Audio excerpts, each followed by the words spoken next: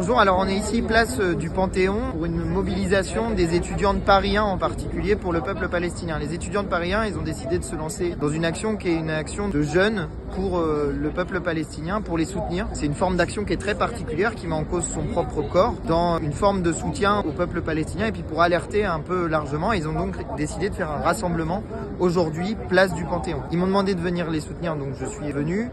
Je trouve que l'action qu'ils mènent, elle permet de faire en sorte qu'on continue à parler de la Palestine dans un moment où Netanyahou a décidé d'annexer 30% de la bande de Gaza et où continue le génocide en Palestine. Et c'est un moment particulier parce que Emmanuel Macron a dit que la France pourrait reconnaître en juin l'État de Palestine, mais ça n'arrivera que si on continue à être mobilisé et si on continue à mettre la pression d'une certaine manière par des mobilisations.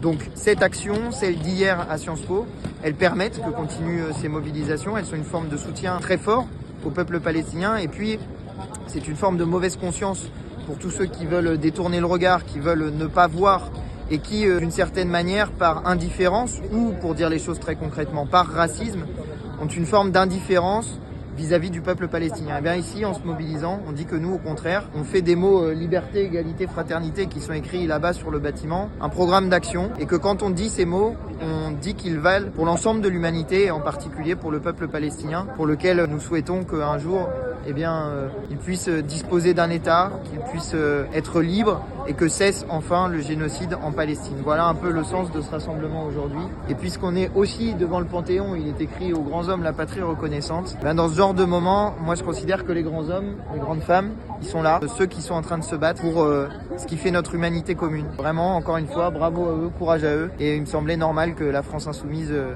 soit présente dans cette mobilisation.